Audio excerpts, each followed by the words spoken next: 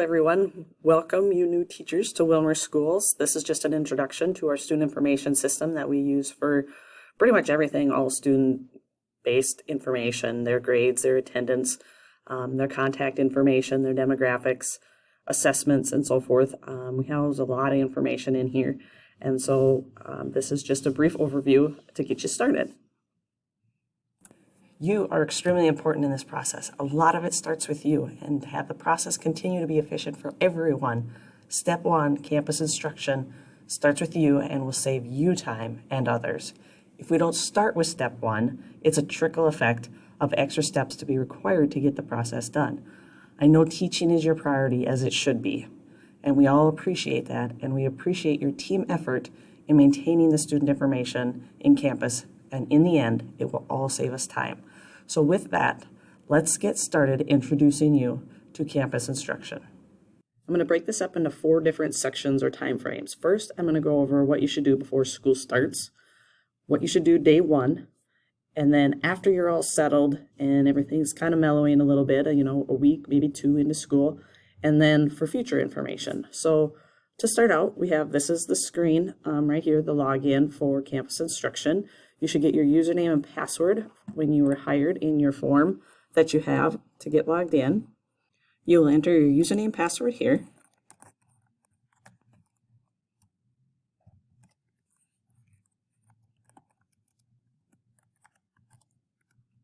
Log in. You'll be asked this for the first time to enter your security email. Use your work email, because if you forget your username or password, this is where information would be emailed to. The password that you already entered on the login screen.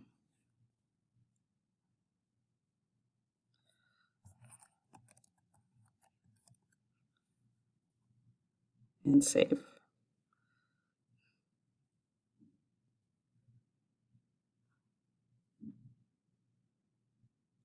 Here, you're going to do a confirmation. Go to your email, and in there, they ask you to confirm it. So you just click the link to have it confirmed. And continue. There's a verification code that was then sent to you, so go back to your email address or email inbox, and there's a code that you can copy and paste and continue. You do want to check mark that box to recognize this device in the future so that it doesn't ask you to do that every time. If you forget to, it'll just make you do that verification code again the next time you log in. Not a big deal, just might be annoying if you forget to keep doing that you have to do that every time you log in. So close that box. It's just a message about engagement check-in. We don't really utilize that right now. This is your home screen that you come to. This shows all your course sections that you're set as a teacher as. So now we're going to all be putting on our backwards thinking caps, because we think and learn better with those on. So the first thing you're going to want to do when you come in is this person icon. There's instruction settings. You go in there and just review what they are. There's some that you might want to change right away. Some teachers only want to see their current students. Say a student starts 2 weeks in and then ends and goes to another school, then this one would hide. It only hides, it doesn't delete them or anything. It just hides the inactive students. And then there's just other options that you can have within your campus instruction area. Once you're done with that, save, and then you can go back to instruction, and teaching center was the home screen that I was at. Close that message again. This is a different view is all it is, so it's really a preference for you if you turn it on or off. Just play with each one and see which one you like to navigate with first. So the next thing you're going to check is up here at the top. Make sure that in there, the school that you have is the one that you are currently going to be teaching at. There is times that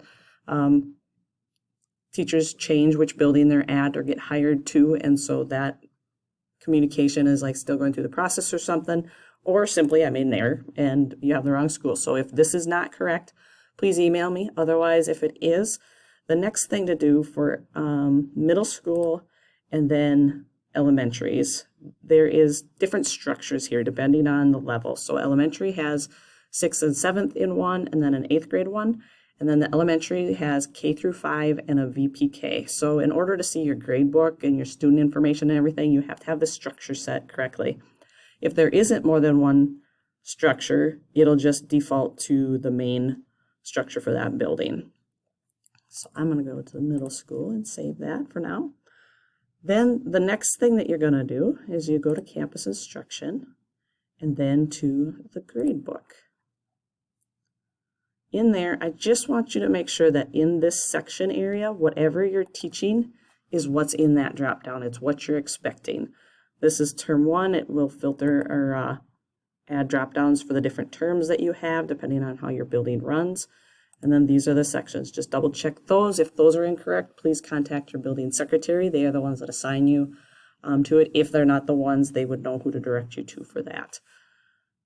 The next part that I would do is campus instruction, and then I would check out your roster. Now, a note on the rosters is for middle school, high school, usually ALC. These are pre-populated before teachers get access at the beginning of the school year, so the list will be here and everything. Elementary, it's really only the homeroom teachers that have their rosters built. Any allied teachers, theirs are usually built 2 weeks into school just because there's a lot of student movement between sections and some coming and going and new students and stuff like that. A lot of them happen to have a lot of changes with the roster. So we don't like to copy those over until the homerooms are more set. So if yours isn't there and you really need to have information on who your students are, connect with the secretaries and they should be able to get you that list from one of their other tools that they have. The next part in campus instruction that I would do before school is seating charts. So in here, you're going to click New, and then you click the course section that you want to do the seating chart for, and you name it. And then you can say how many columns and rows. So it's really kind of like a table. How does your classroom sit if you just have rows for kids? I have a 5x5 it defaults to. If you want space in between, you can. You can pick half a desk or one desk, whatever you want to do. And then you can have it auto-place students alphabetically, different ways, have it do it random or do not place any at all. I'm just going to simply do it A to Z for now and create my chart. Once you're in here, this does have the capability to drag and drop, so you can move things around all you want. It's pretty easy to arrange the classroom the way you like. You can expand and contract, make bigger and smaller. You can clear all the students, all that kind of stuff. So you can do different things in this setting. So once you have your seating chart set the way you have your classroom, you can save it. Now your seating chart is set for the first day of school. The next thing that I would show you is under student information. In here, there's different information that you will utilize throughout the school year. Transportation is for the busing when the kids come in. We'll take a look at that one. I'll go say we need to see what busing students have before they come. And I'll go in here. There's an open student search, so you click that. And how the system searches is last name, comma, first name. And best thing to do is do part of their last name and part of their first name so that it will do a kind of a fuzzy search on it. No test results for that. So now I change it to just the last name and the students' names come up. So if I click on it,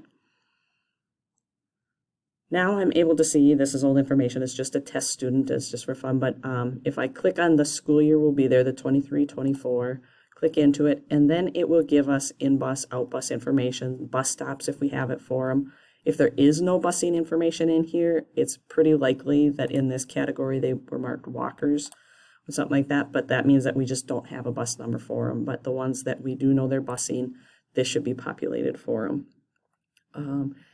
You can search for students for any of those tools that we were looking at. So any of this information, you do the search the same way and find your information that way. So that's just a general before school starts, places you want to get in, click into, check out, and everything. we did set up seating charts. Seating charts can also be used like when you go to take attendance. You can do attendance by an alpha list, or you can say, set it to my seating chart. So if I have kids out of order and everything, I can just follow the classroom setup in the seating chart for attendance. So that's one of the benefits of doing the seating chart before school starts. Otherwise, that is the basics. And then the next part I'm going to go into is the first day of school. And snap, just like that. Now we're to day one, first day of school. Kids are going to be coming in and everything else. We did all that pre-prep to kind of familiarize ourselves, make sure everything of the basics is there, that we have our students and rosters, the correct course sections for the school I teach at and everything. So the first day of school, really the only thing we want you to worry about, because your students are high priority. We know there's a lot of chaos that can be going on, kids that are nervous and excited and everything. So coming into class, campus, first day of school, take attendance, enter lunch counts, and take breakfast counts, or class serve for elementaries.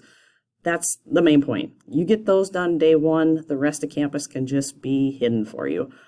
So on day one, you go to campus instruction, attendance, and then here, period PM, I didn't set anything up for attendance, but AM, if you recall, this was my seating chart. So I can have it set as my seating chart, or I can just have a list of students. Either way, they all come up as present as by default. The only ones I have to mark or do anything with are the absent or tardy ones. As soon as I click that, I can type notes here. And this goes to the attendance office. So they can see if there's any special reason, how they code it, what they do, and they can take it from there on how to correctly continue with the student's attendance. Any notes go, just something brief.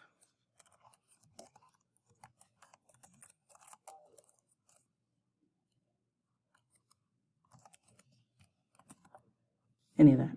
Once you get all that entered, you simply click Save.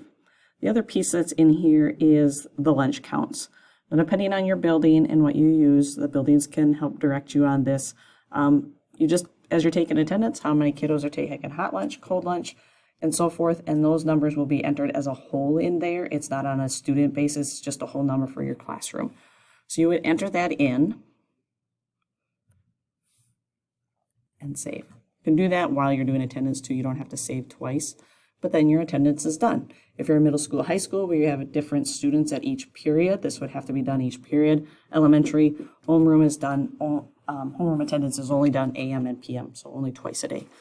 So that's attendance. And then for elementary, under campus instruction, there is class serve. Now, I don't have this set up, but it will be very similar to attendance. There'll be a list of your students in alpha order, and then you mark if they had breakfast or not. And most students will, unless they're absent. If you do this after you do attendance, the benefit of that is if you mark a student absent, it will gray them out so that you can't accidentally select them. So make sure you do attendance first, come in, take class serve each day, and then that's it for the day. That's day one. Just make sure you get that done and you're set to go. The next part that we'll go into is after you're settled. All right, we're a couple weeks into school, you're all settled, things are feeling routine and everything. Now into the bigger parts of campus. So now again, thinking cap. Bam. Put it on, help squeeze all them brains in there and help retain all this.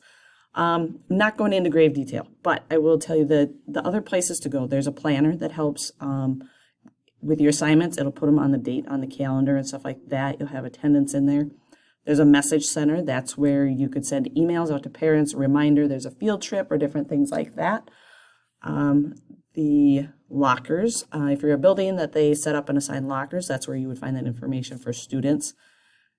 Student groups is a way to just create little pods of kids. So if you have a special project or certain ways that you group kids, you could put them in a group and use that to assign only certain assignments to those kiddos. And then here is all the grade stuff. So you have your grade book where you maintain your assignments and everything and calculate your final grades for each quarter. You can post grades from Gradebook or this post grades tool. Here is the test that we load into campus. We have MCAs and access tests. Those are pretty much the ones right now. Assignment overview is a way for you to see all your assignments. So this is all of campus instruction. Here's all the handy dandy reports. Now within this, one thing I'm going to point out real quick, I will go into, let's just say I'm going to do a blank spreadsheet. There's this little star here. If there's something that you go into a lot, you click that star and only those will be in this section. So you don't have to try to navigate in here all the time. Click, find, wherever, another one here, another communication, wherever. Instead, click your favorites, put them under the star, and you can go straight to it here. So that's just a very fun little tool that we have there. But back to campus instruction. Those, just really start playing around with them. So to learn how to do those, there's one thing is reach out to your other teachers. They are a great resource, ones that have already used it, what they do, how they do it, depending on what level as to what extent you use it and how you set things up. There is also, if I go out to the district website,